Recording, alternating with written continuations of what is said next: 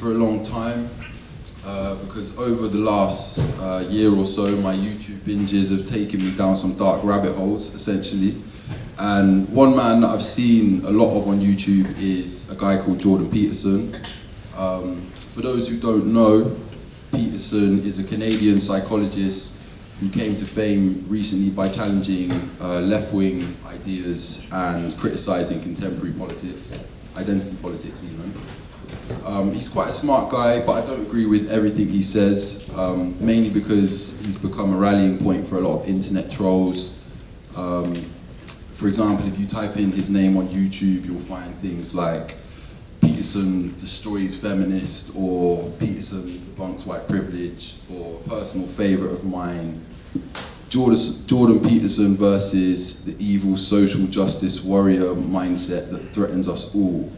So he's a little bit extreme. But yeah, he's a popular guy, and I mention him because he kind of gets a lot of views, and I think he represents this kind of growing hostility towards identity politics. There's a lot of people who share his views, but at the same time, I do personally feel that sometimes the criticism of identity politics is justified. But yeah, the first question I want to ask you guys on the panel is, how do you all personally define identity politics? I think that's a good starting point. You want to go for that?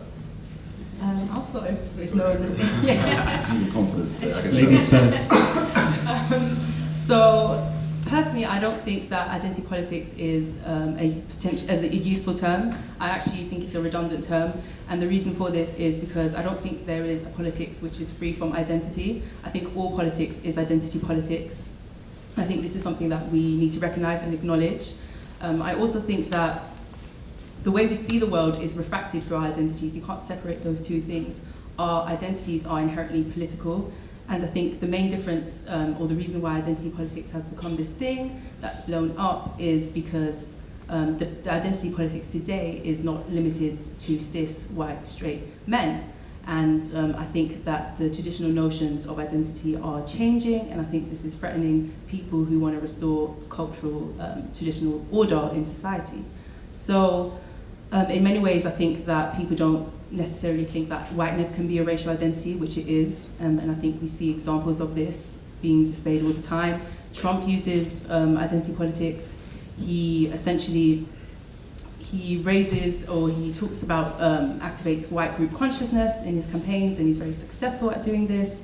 Nigel Farage uses anti-migrant rhetoric, and he gains support from white working class British people. So I think there's some, I guess, myths to dispel around when we're talking about identity politics. Whose identities are we actually talking about?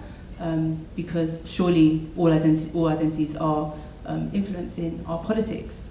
And I think the term also feeds into the narrative, again, that whiteness is the default, and that identity politics doesn't, when we say identity politics, we're talking about marginalized communities. We're talking about oppressed communities, and we're not talking about everyone, and we're not talking about whiteness, and we're not talking about nationalism, which can also be used in identity politics. But for the sake of the debate, I did decide to try and define it and have a more nuanced definition other than just all politics is identity politics, essentially. So I think that identity politics is the idea that people's political understanding of the world is informed by the activation of social groups, and these social groups are things that these social groups are formed by having shared common subjective experiences, and these social groups or identities are then used to gain social, political, and economic recognition from society. And these social groups may form around race, gender, religion, sexual orientation, ethnicity, disability, and so on and so forth. And I think it's important that I note that I said activation, because I think when we talk about identity, often people think of it as stagnant or just one identity, but there's multiple identities that can be activated, and people don't just have like one. I think we need to understand the nuances around it, and we need to, be a bit more, I guess we need to look at identity politics from a wider perspective, and dispel the myths around the default that is whiteness. That's a tough act to follow. Who dares go strong. I think as well, when I originally came to this term and identity politics as a thing, I wasn't even coming at it from the standard Wikipedia definition or whatever you'd say, because my only understanding of these words was to do with me and how I appear in the world as a black man. So it was never about politics as such, but identity, primarily. And I think a lot of how we define ourselves as people of color, not just black people in this country, it can be difficult. And I think there's a stigma against embracing that too overtly or too, should I say, excitedly. And one of the things that I was trying to do with my project is simplify our understanding of that identity, because it is complex. When you look back into our history and our heritage, identity politics becomes a thing that you have to discuss at length, because my identity isn't as simple as born and raised in England. There's also everything that comes with being of Nigerian descent, and how that influences my decisions and behaviors and whatnot. So defining identity politics is much more about defining identity first, and I'm neither fully just black or fully just British, and I think both of those things, you need to have an understanding of identity to have a good understanding of identity politics. So it varies for each individual, and I don't think it can go too far, or it should be a thing that is limited, because our identities are limited. So. Cool.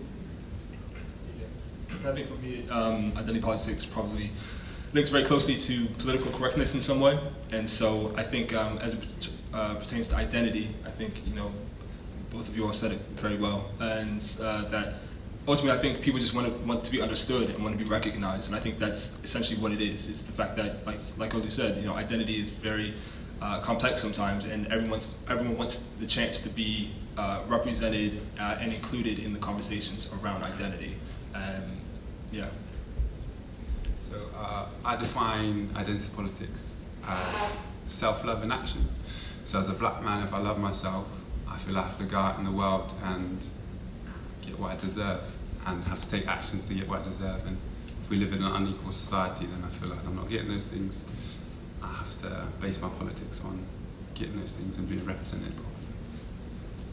Thank you. So you mentioned political correctness, Daniel, and I think I'm glad you did. So I think personally, I think the backlash against identity politics has a history, and I think it does fall in to this category of the backlash against political correctness too. So kind of the next question I want to ask you guys is political correctness genuinely a threat to freedom of speech? And if not, why are we seeing such a backlash against it?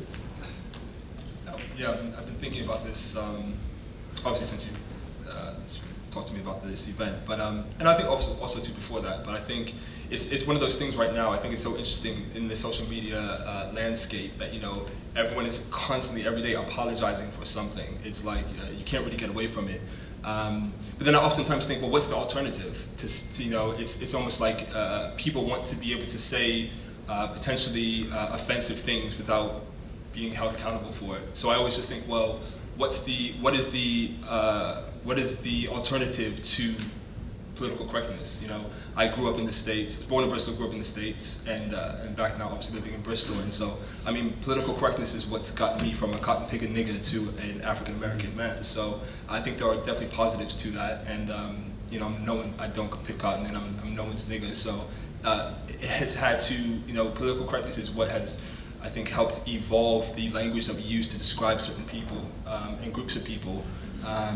And how from the top down, government wise and culturally and socially, what is deemed acceptable and how we communicate that to each other and to ourselves.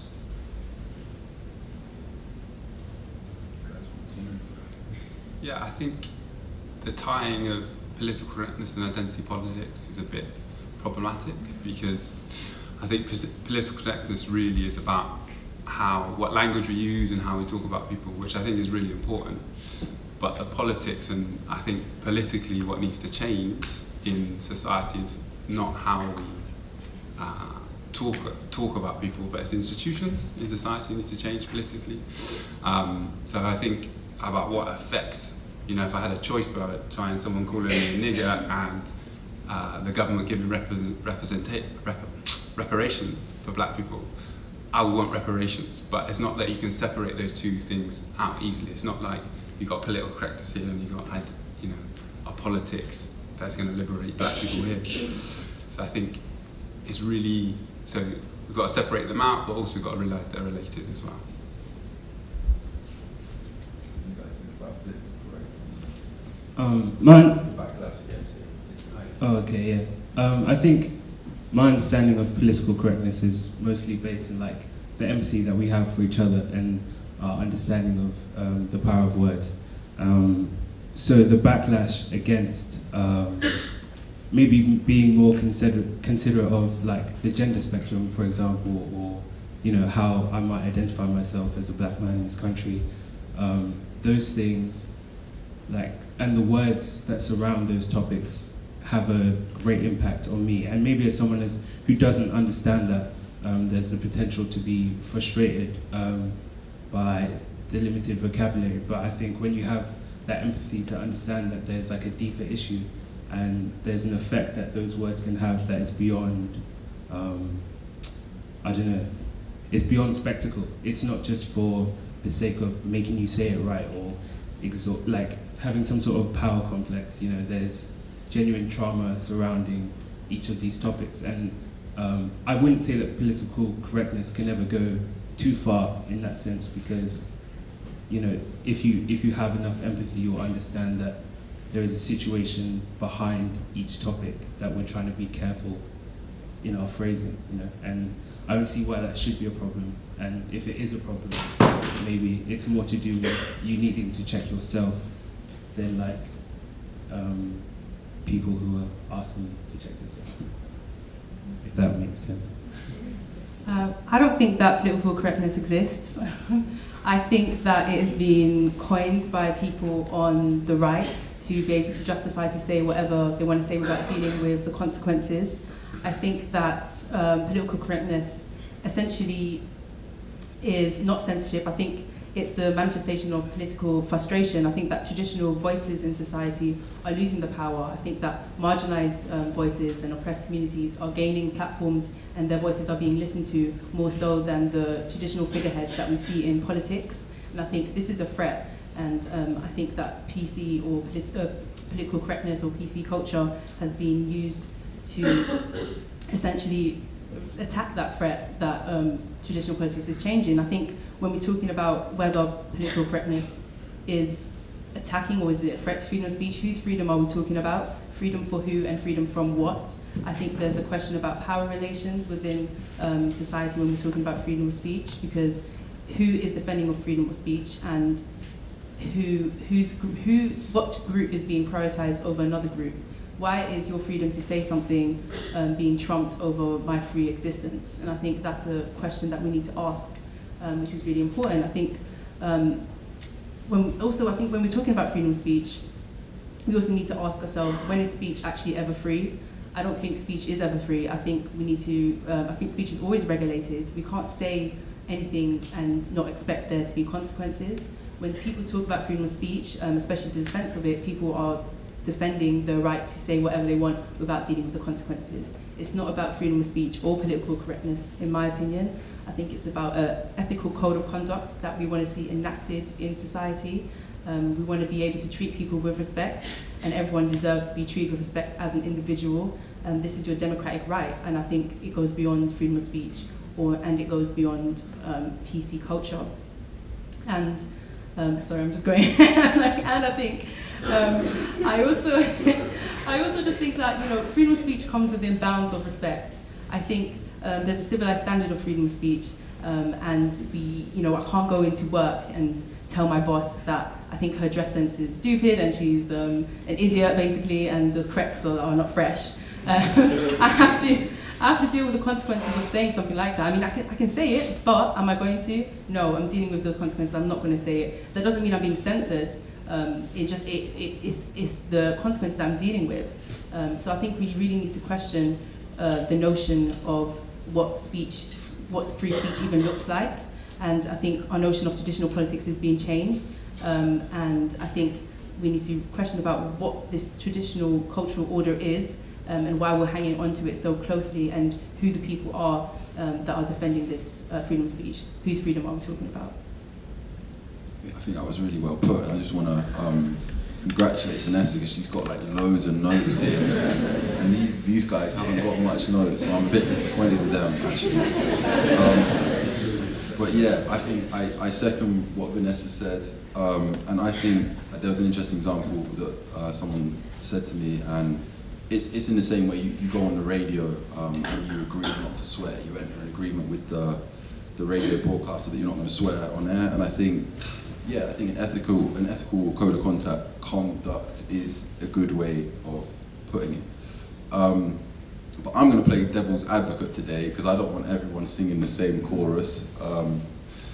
So I mentioned earlier that like sometimes I personally get frustrated with identity politics myself, and I get particularly frustrated when people start using it to boost their own popularity and to kind of bait the tabloids. And I think that stuff is actually helping to create further division. So what interests me is how if there are limits that we need to set sometimes in some cases while respecting the ethical code of conduct.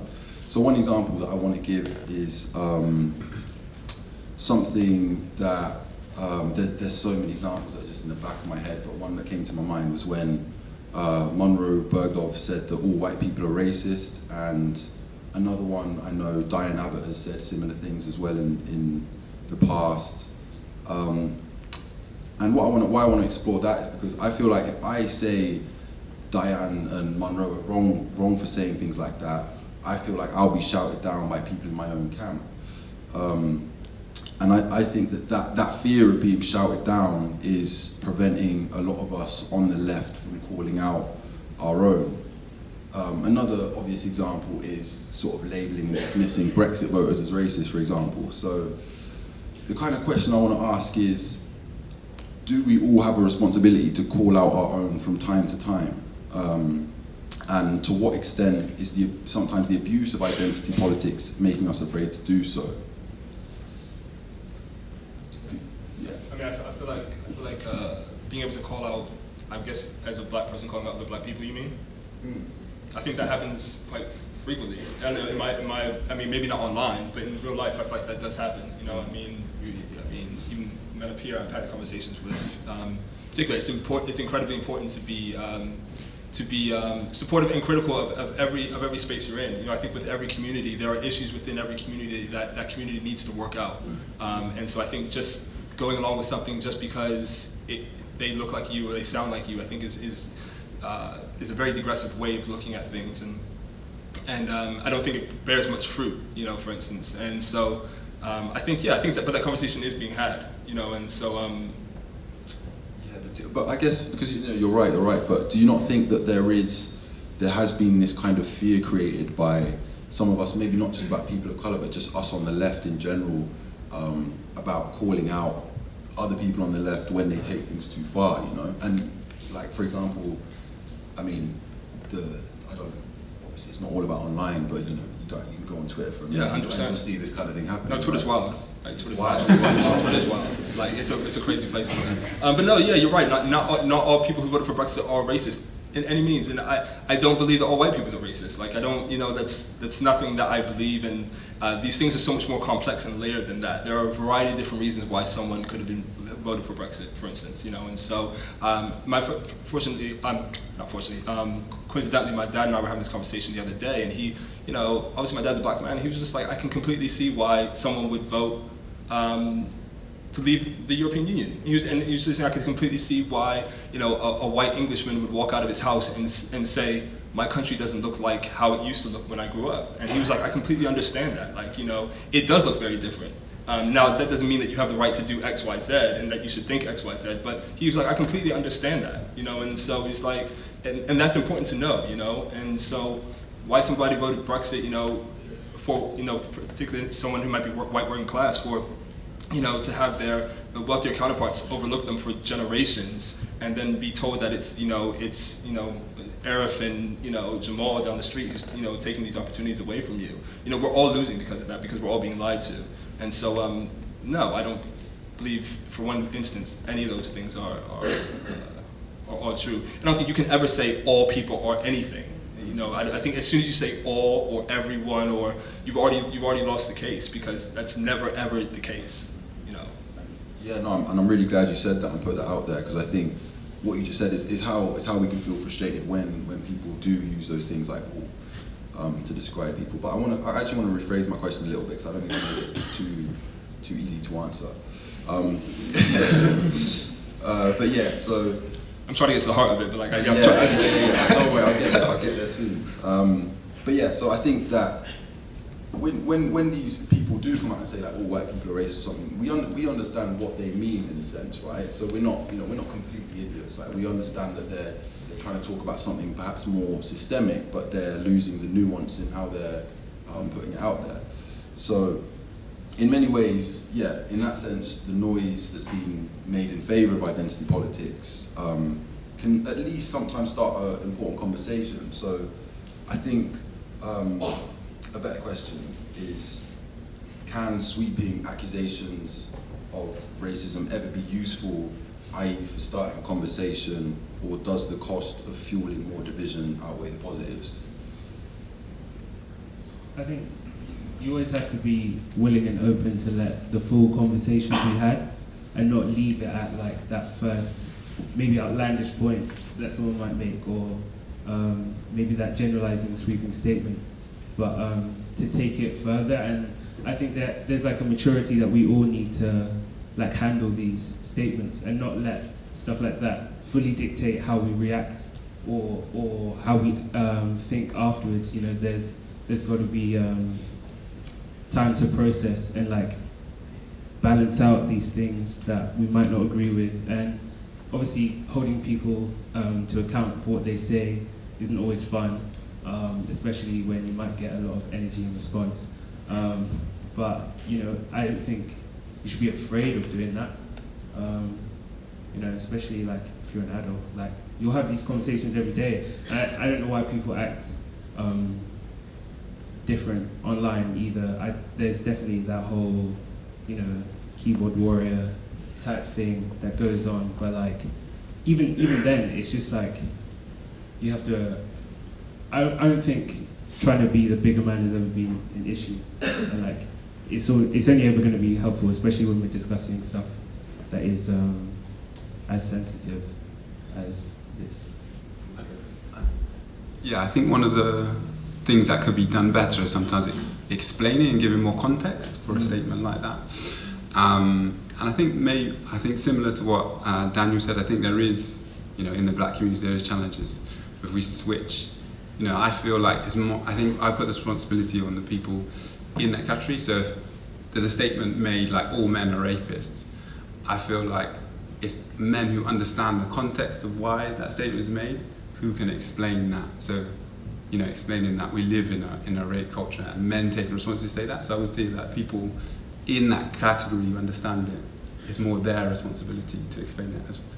I think it's both. You know? Yeah. I mean, we have a lot of conversations. I think all of us do, especially in this circles that we're all in, and around masculinity and and everything like that. And you know, I completely understand. You know, when I'm in spaces and women are saying, you know, all men are this, all men are that. And like you said, I understand where they're coming from. Yeah. I am the guy that recognizes that. Yeah, you don't genuinely mean that, but what you're saying to someone who may not understand that is, yeah, all men are predators, all men are X, Y, Z, and I think that, and I've had to approach some of my colleagues in that sense, and it's just like, you can't, it's not productive or fruitful to say that type of that language, because you've already shut off so many people.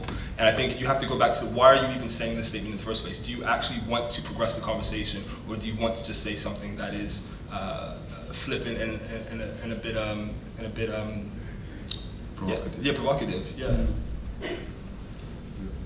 Yeah, I think it comes down to being responsible with your speech, and I think making general sweeping statements about anything is not helpful. It's not productive to freedom of speech. For example, it shuts, as you said, it shuts people out of a conversation, and in fact, being respectful and being polite in conversation is good for freedom of speech. It brings people in, and it's open speech, and it's honest speech, and people feel comfortable in that.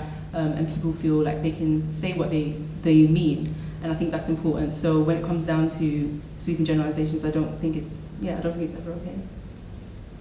But also, another part of the question was, is it ever useful in actually starting the conversation? Because what you'll find is the more nuanced and detailed explanations, the tabloids don't give up, if you know what I'm saying. Yeah. So the tabloids like to grab onto those really hyperbolic statements. So I'm wondering if it can be useful in starting conversations sometimes.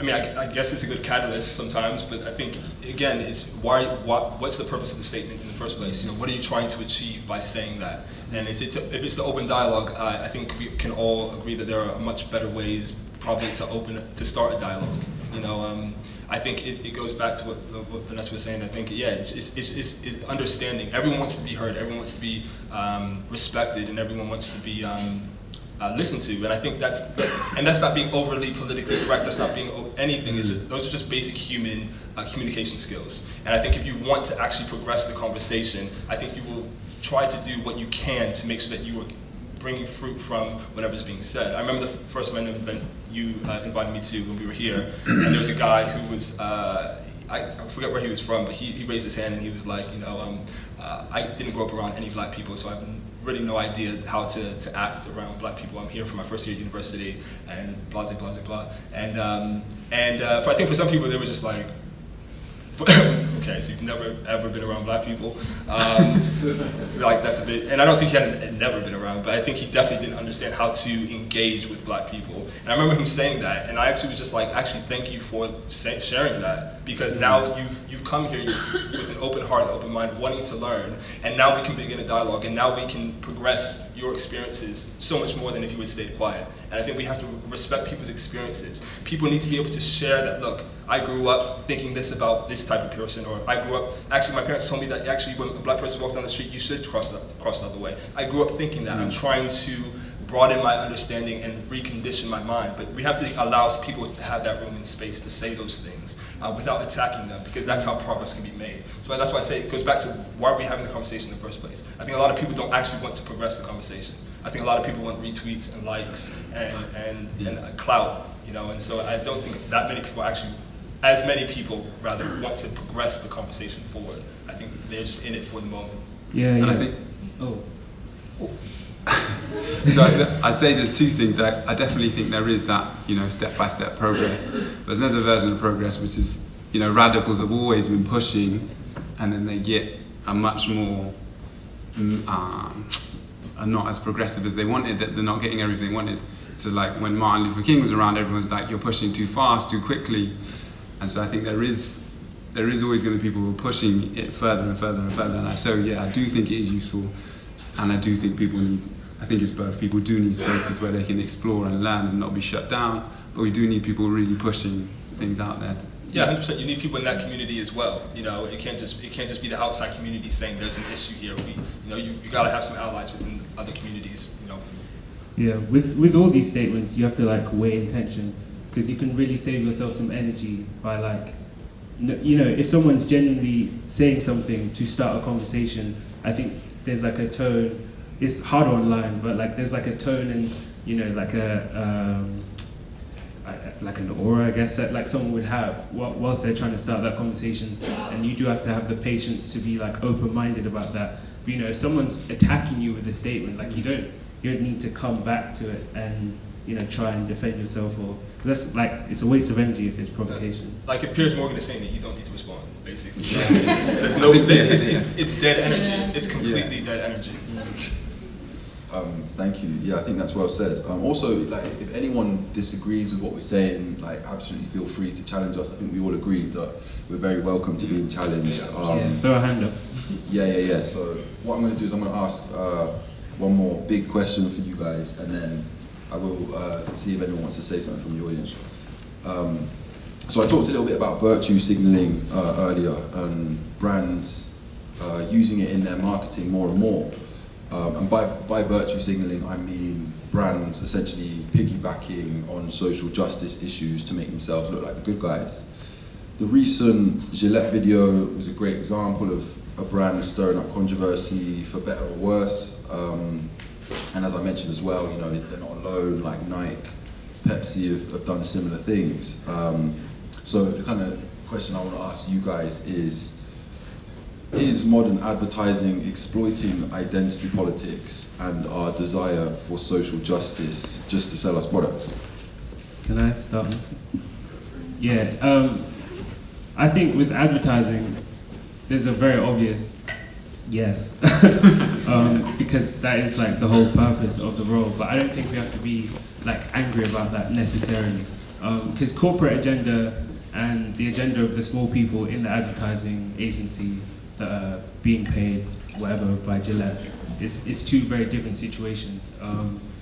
And I think you have to look at it in the context of like, what is the intention of Gillette as a business, and then what was the intention of like making this advert.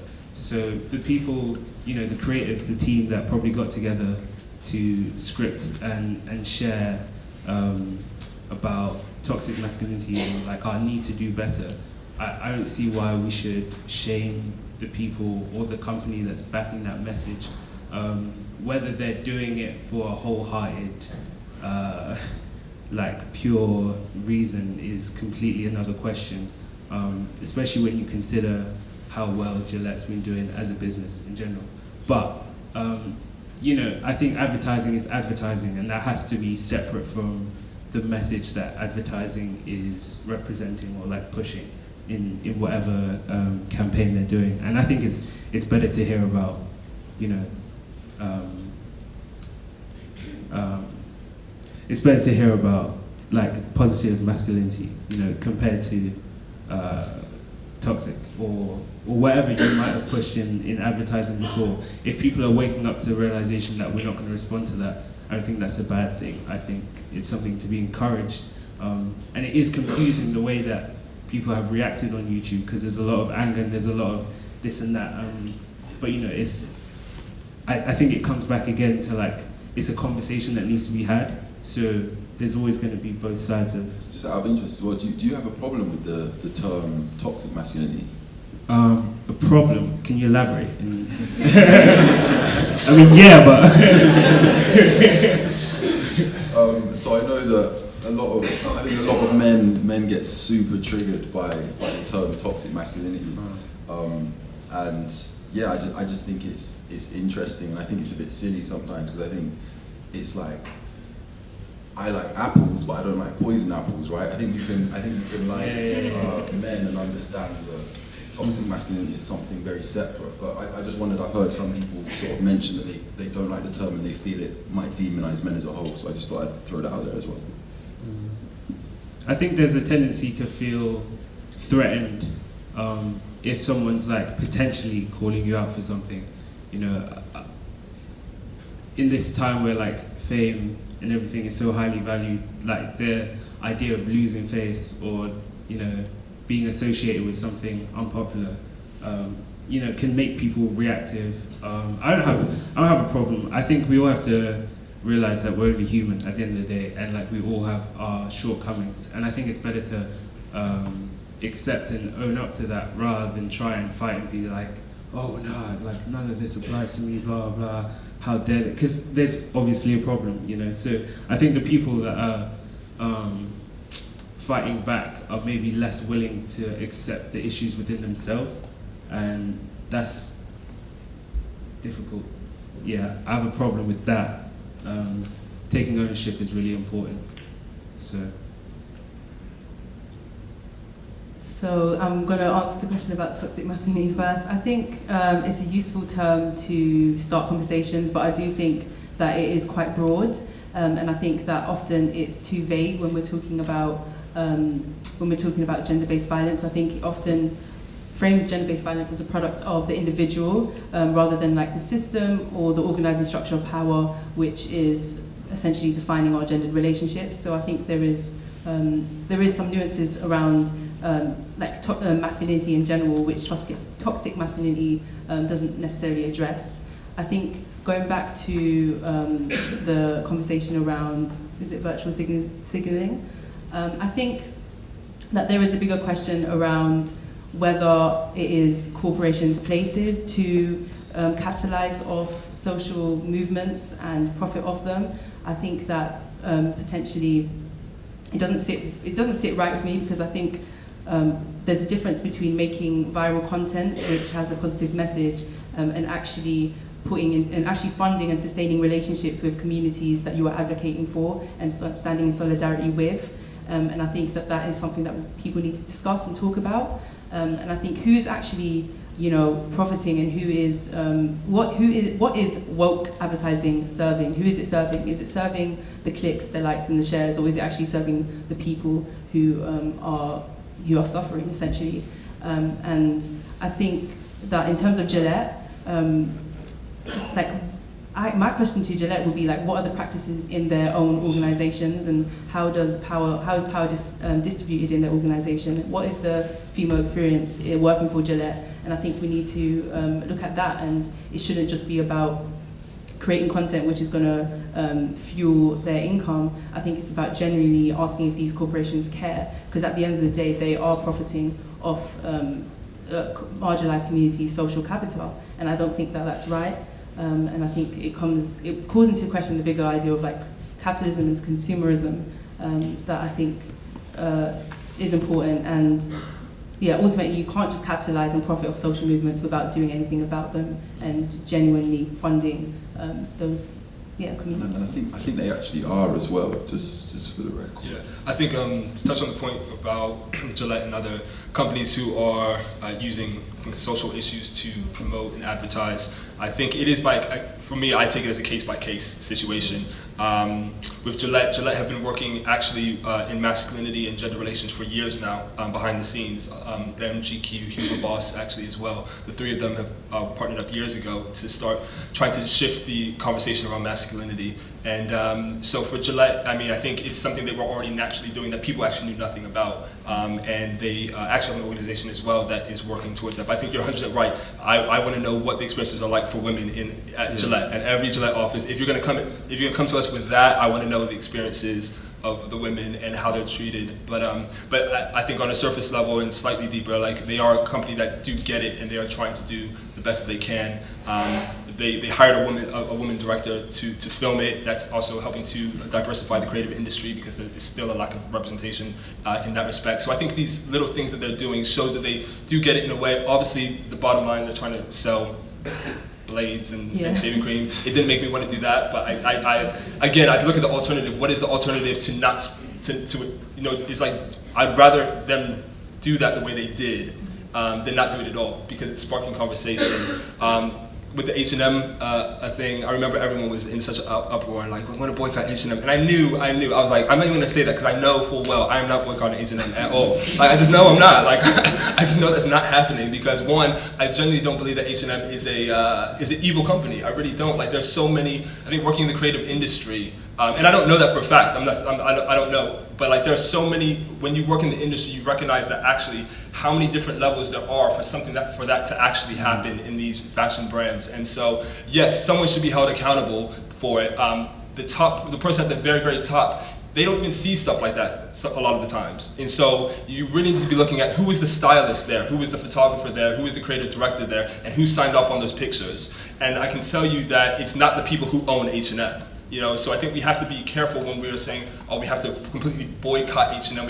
Well, first of all, the people who own H&M probably had no idea that was even going out. That was one picture of the entire campaign. And so we have to be careful that we're not just knee-jerk reaction and saying, boycott, boycott, boycott. And we have to actually look at it and say, look, recognizing how the industry works, there are so many ways that could have slipped through the crack. Now, That probably highlights the fact that you probably need more diverse staff. That highlights the first that you need more accountability, some more inclusivity and inclusion workshops going on.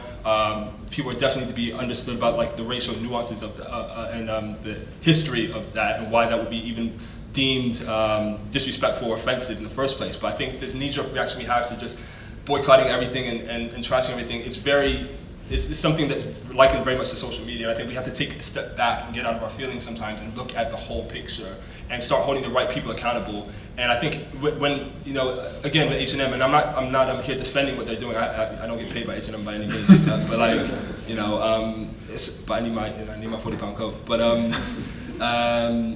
I'm not here defending them, but at the same time too, when they found out about it, they issued. I mean, what more did you want? I think I'm trying to look at it very objectively. I was like, what more did you want? Like when they heard about it, they said that it was wrong, and they took it down. Like I know from, and I think anyone who works in the industry knows that the top level people were not the ones who signed that off.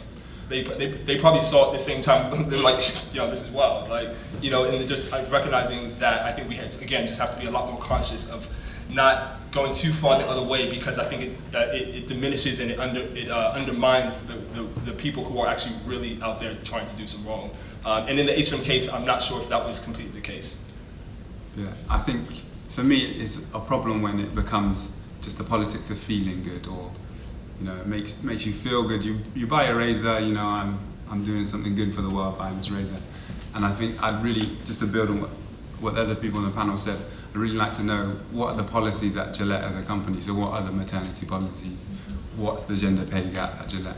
I'd like to know that. And I think in the case of H&M, I would like a policy response. So like you said, if they have a more diverse workforce, it's really difficult for something like that to happen. It's a sign that you don't have a diverse workforce, because that's not going to be signed off if there's diverse people in the organization. I think there's, again, like I think Gillette, in my opinion, I think they did their advertising in a way that it could be received. I think it was done well. Again, they hired a woman to direct it. Then you look at someone like Pepsi, who just completely misses the mark.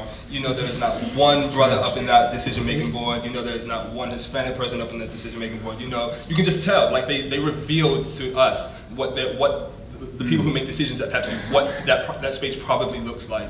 And I can tell you, it needs a lot more diversity. Well said. At this stage, does anyone else want to join in or say anything, make any points? I can see a few hands blitzing up at the speed of light. Yeah, let's go. Let's start over this side, closest to you.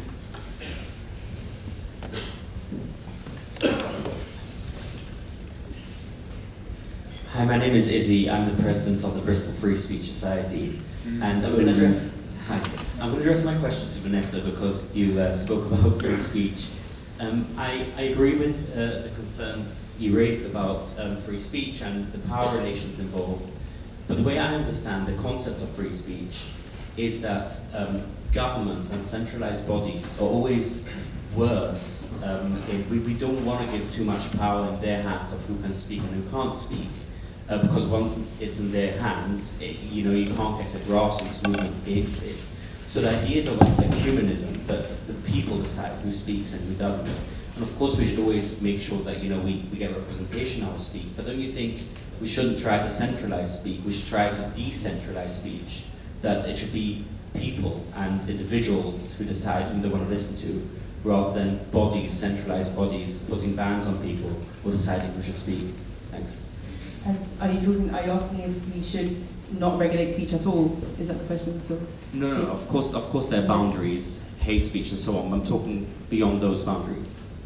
I think that speech is, as I said, I think speech is always regulated, and I think that there isn't necessarily this censorship that people are talking about. I think are you talking about political correctness? I don't think that is censorship. I think again, the voices that have held on to power are changing, and I think that's why there's a threat of our freedom of speech, because what is polite and what is to be deemed respectable is changing, and I think that is the real threat, especially on the defense of freedom of speech. I think we do, and I think we always need bounds of respect when we're talking to people, and I think we always need to regulate what we say, because there's going to be consequences, and we can't just we don't live in like a free marketplace of ideas where we can float about thoughts freely, because those will, because that's not how it works in society. We have, yeah. Can I? Should we try to make it work? Sorry, can you give us an example of what you're talking about, please? So the Bristol Student Union No Platform speakers earlier last term, as an example. So I think that your freedom of speech is not the same as your freedom to have a platform. You can say whatever you like. That doesn't mean that you have the freedom to have a platform on everywhere you go. And I think that's where I make the distinction. No, but that was about banning individual societies of the university from hosting speakers. That wasn't the SU saying we're not going to invite speakers. That was saying we're banning speakers from coming on campus. Could you give us a bit more context? Which speaker, who?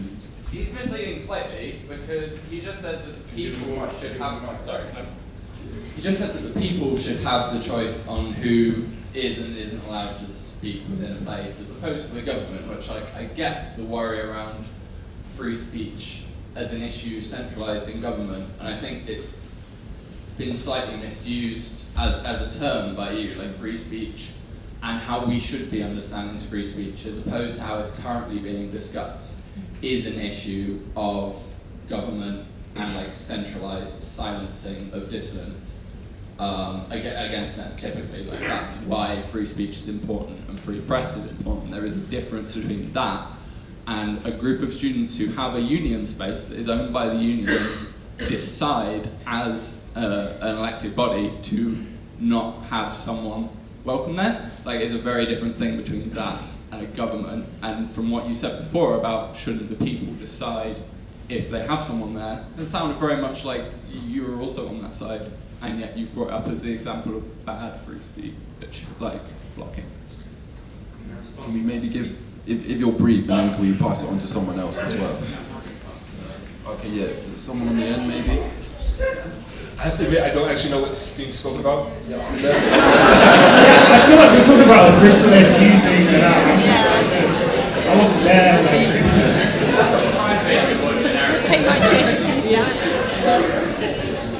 I think, correct me if I'm wrong, are you referring to, for example, the gender, was it pronouns? So like, okay, I thought that you were saying like, if we're legally obliged to call a transgender person by the preferred gender pronouns, but that is.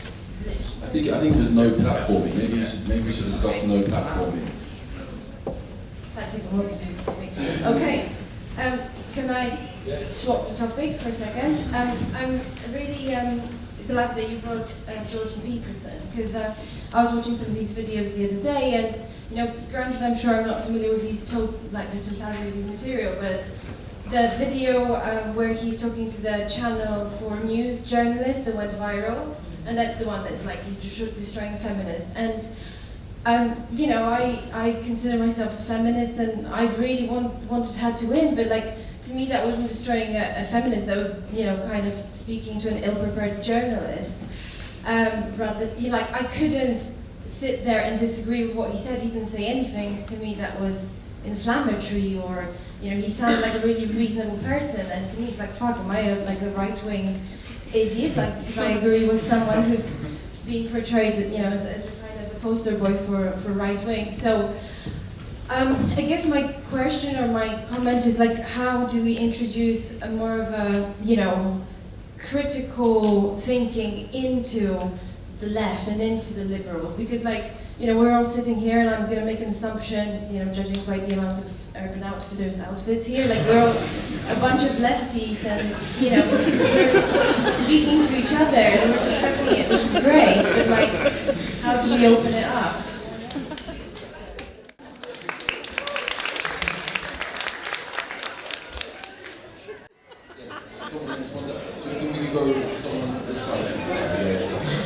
Taking several questions at a time. Yeah, let's respond to that first one. Yeah, when you want to respond to that. All right, pipe down, you lefties. Just running deep with you with the Urban Outfitters. I think it goes back to what we were saying before.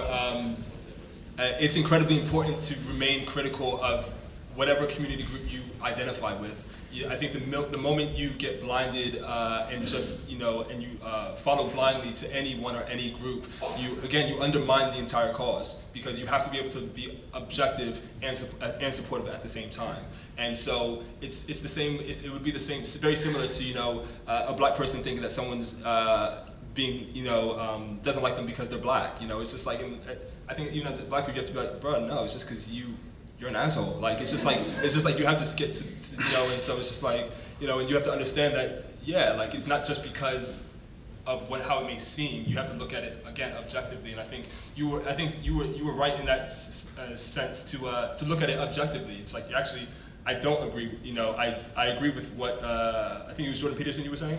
Yeah, and that's absolutely fine. He may say stuff that you agree with at one point and say something you completely disagree with at another point. I think as humans, we have the right to change our minds. We have the right to be fluid in the sense of our thought. And so I think someone who you completely disagree with on a level, and I think Jordan Peterson is someone who's very, very controversial.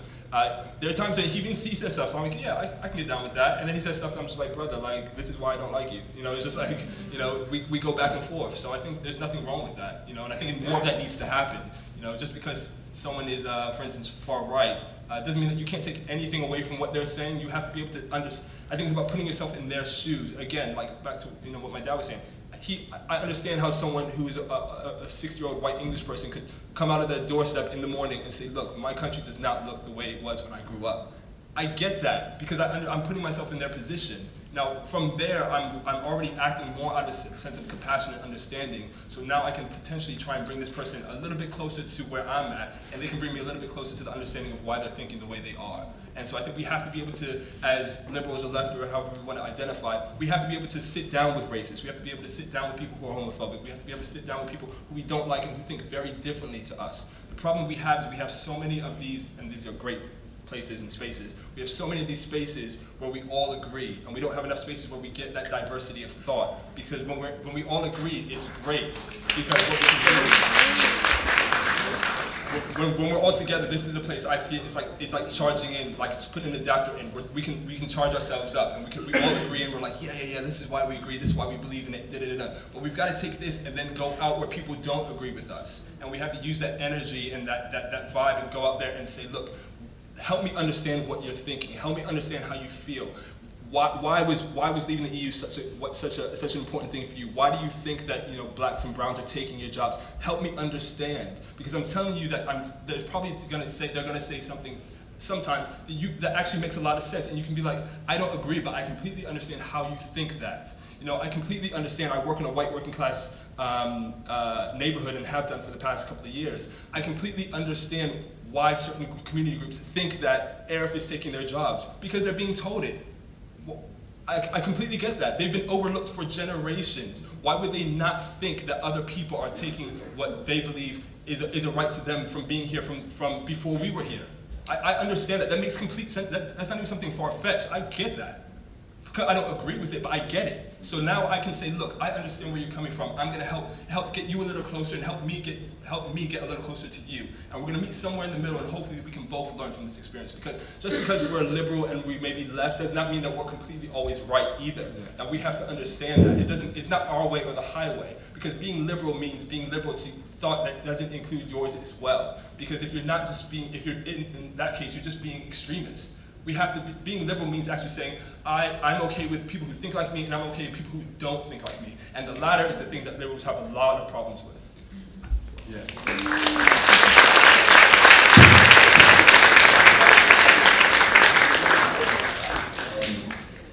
Well said. Yeah. I think I definitely hear it's about being in spaces where people disagree with you. And I also think for me, something I learned in my life is also taking care of yourself. Like I'm guessing you would say there are some things that are too toxic, or some places where you can't go.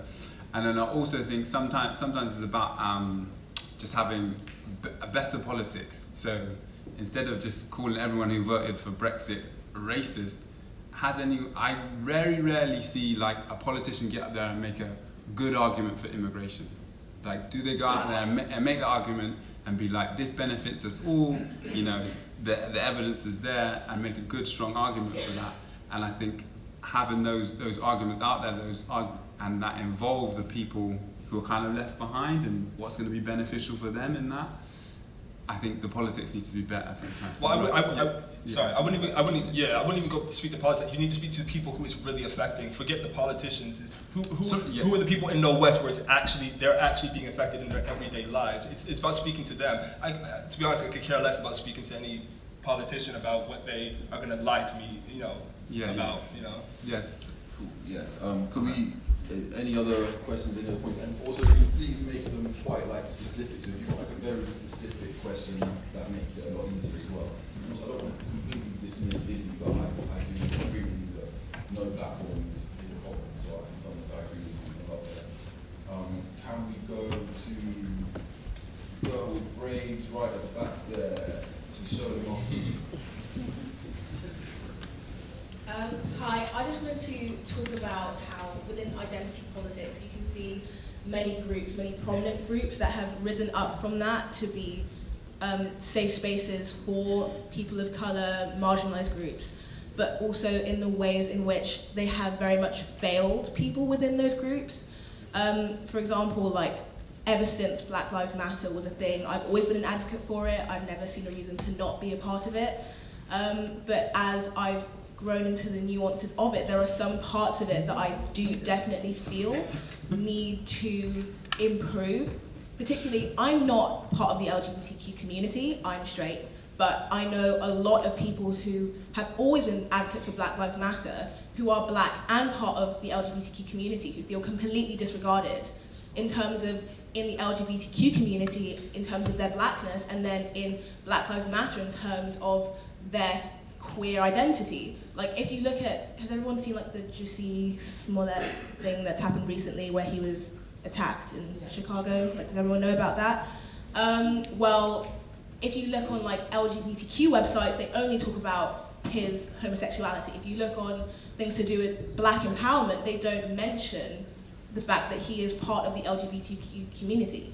And in a way that is a very, very big problem. And to what extent should Black Lives Matter as a community that's meant to uplift, the black community? How can we continue to do so without including people who will always be advocates for that because they are very outwardly part of that community, but they don't feel that love coming back to them all the time? I think that calls into question the bigger, some of the, drawbacks of identity politics, which is that it often doesn't, as you said, accept the nuances within groups, and I think it doesn't acknowledge intersectionality and the role that intersectionality plays within identity politics. It doesn't, a lot of identity politics doesn't look at how different forms of inequality and different forms of disadvantage sometimes compound together to create obstacles for people. And often, as you said, there's problems with identity politics because it's very good at bringing people together of a certain identity, but it's not very good at understanding and accepting the differences within the groups. So it's the difference between intergroup versus intragroup differences. So I don't know if I've answered your question, but I think that would be my response. Can we get another question? Because I know there's a lot, so we need to get as many as possible. See you on the side. I just want to pass it to one in front of you. My question kind of relates to your points about toxic masculinity. I'm quite interested in the term mansplaining, so I just wondered if you guys have any views on whether you think that's a really damaging term or whether you think it's an interesting conversation to have. Personally, I understand what it's getting at, and I think it is a thing. Men obviously patronise women a lot and have done historically. I think it's just another one of those things that the way it's used is maybe a little bit provocative and upsets people. And it's another difficult one because the ability to patronise someone isn't limited to your gender. So people patronise each other all the time. So I think maybe there's a slight problem there. I don't know if any of you want to respond to that. I think you've got to be able to be objective as well. And I think and I'm a massive ally, obviously, of the feminist movement. I'm a feminist myself. I consider myself to be, as someone who believes in equal rights for all gender identities. But you've got to be, again, it goes back to, like I said, the why. If you want people to understand where you're coming from. I think using language like that, it shuts a lot of people off, because again, like Elias said, I get patronized all the time by women. You know, it's just like, no, that's my life. You know, it's just like, it's all good. Like, and I think people patronize each other, and it's like, you know, and I recognize that there's a culture of men completely patronizing women, and that goes for, you know, that's cultural and societal. So I'm not saying that I experience it as much as a woman does, because I recognize my privilege when I walk into a space. What I'm saying is that if you want to progress the conversation, you've got to be able to speak to men on a level that is going to help them get on board, because without you getting the support of men on board, there's only so far that this feminist movement is going to go. It's the same way, you know, with blacks and minorities. Until you get some white people on your side, it is only so far you're going to go. We need allies, and so you got it. And that's about getting out of your feelings sometimes and saying, I actually want to progress this conversation. So I'm going to leave some of that behind, and I'm going to help you understand something that you should already probably know. But like, I'm going to help you get to where I'm at, and you can help me do the same. Again, it's that compassionate understanding, and not saying mansplaining something like just because someone said something who's a man, it's automatically mansplaining. I think I'm looking at it case by case, because it does happen a lot, and I'm not taking that away from any woman in here. Like, it happens a lot, trust me. Yeah. Should we get? There's a few more questions. Who should we go for? Who really wants to say something? Who's dying? Should we get some diversity down here? You know, throw the mic. Just pass the parcel. It's coming down. It's behind you, mate. There we go. Nearly there.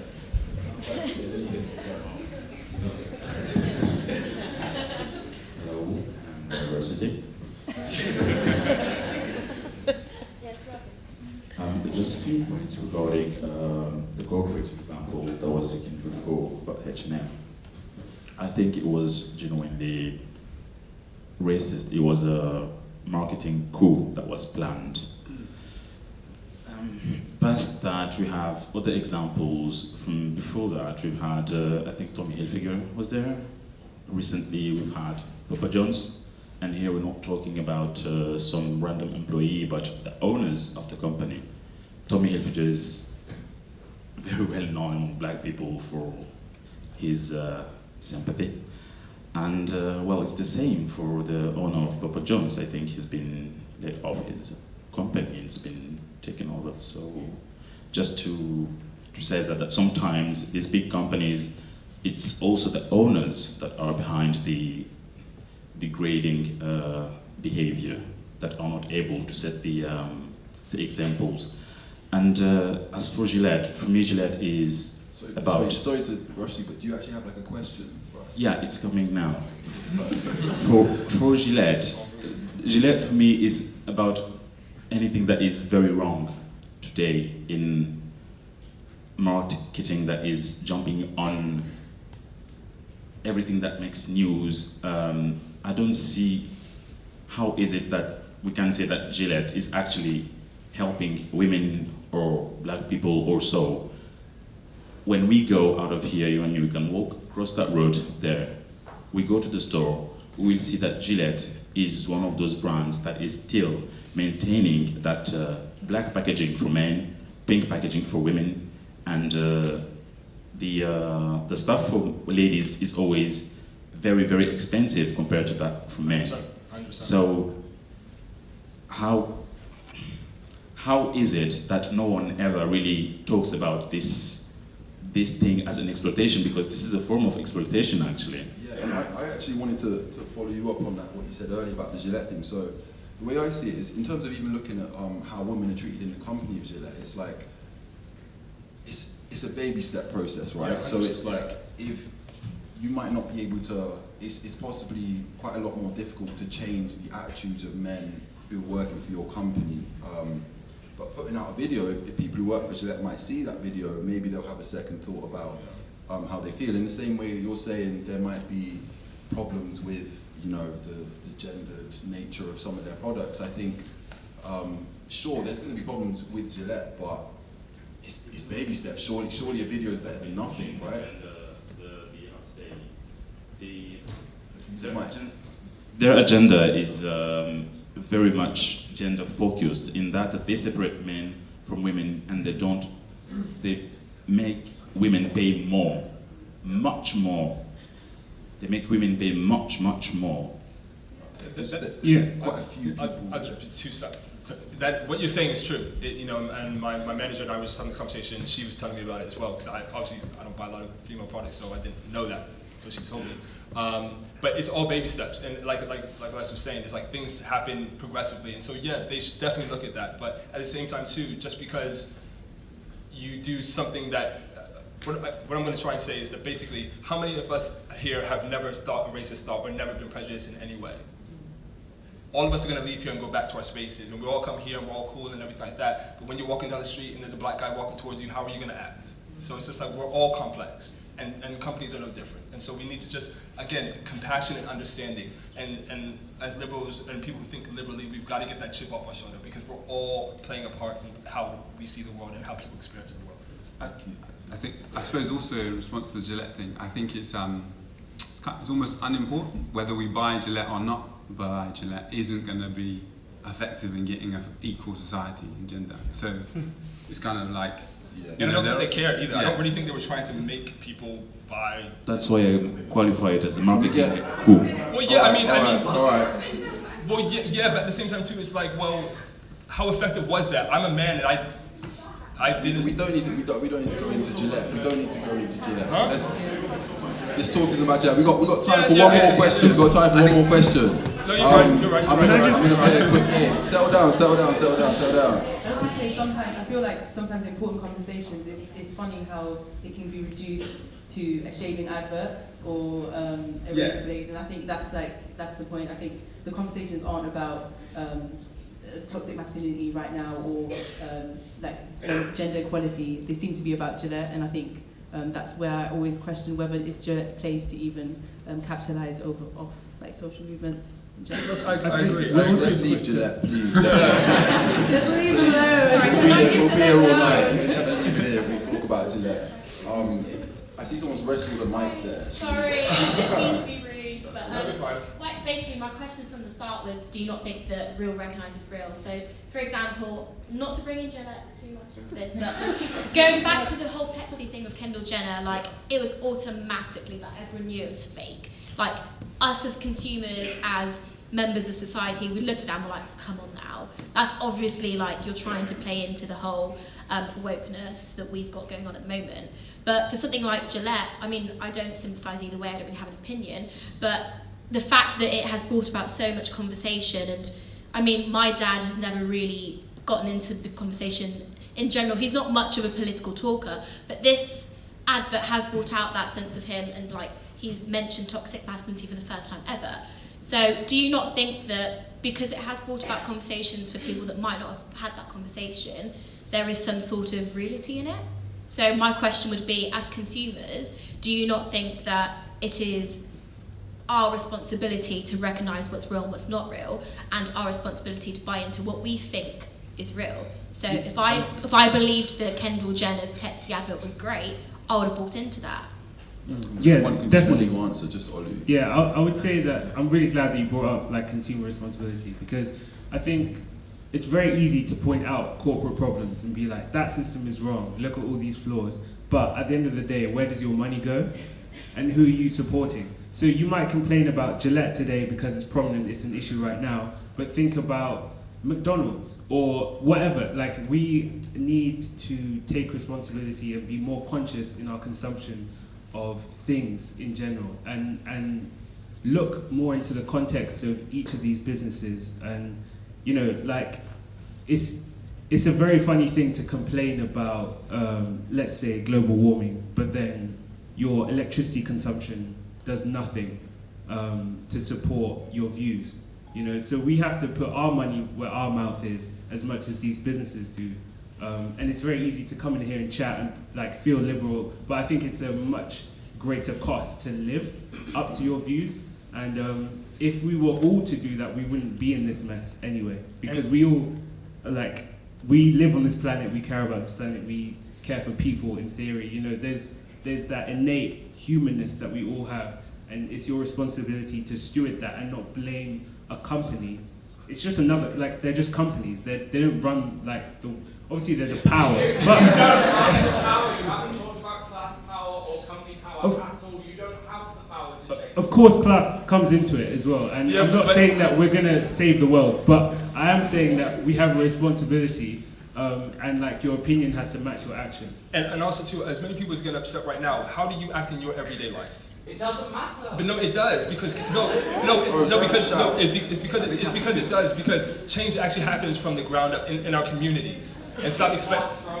Okay, so how do you engage with people of color on an everyday basis? In unions.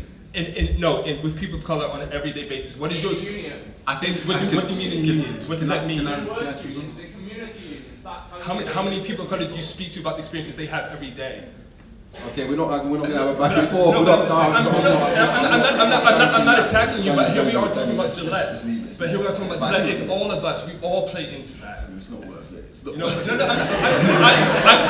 upset. I'm not upset, but I'm saying we're putting blame on Gillette. How do we act in our everyday lives? How do you all act at university? Can I just point out as well? How do I act at work? This is a moment where Daniel is backing his point earlier. About his view is that if someone has an opposing opinion to me, I'm going to make the most effort that I can to bridge that gap. That's what's happening in this room. So if all of us in this room, you might not see it from the perspective of being like in this whatever class. I don't know what class you're in, but like no. So I'm not trying to be funny to say, but like if we all work more towards our views and what we believe is right, we'll see change quicker than just complaining about. 100%. And also, I was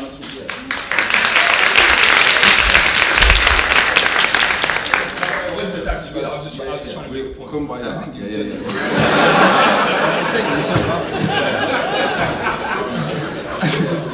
Please talk to each other afterwards. I think these events are great because afterwards, you can actually have a proper conversation.